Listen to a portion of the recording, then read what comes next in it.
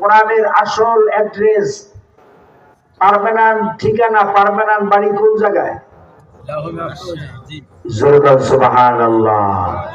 আল্লাহ রাব্বুল আলামিন বলেন, بل هو قرآن مجيد في لوح محفوظ।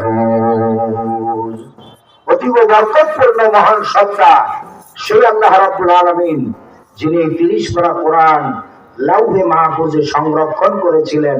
সুবহানাল্লাহ। এই কোরআন পৃথিবীতে আসছে কোন মাসে? রমজান মাসে। شهر رمضان الذي أنزل فيه القرآن। আল্লাহ রাব্বুল আলামিন পবিত্র রমজানুল মুবারকে কোরআন নাজিল করেছেন।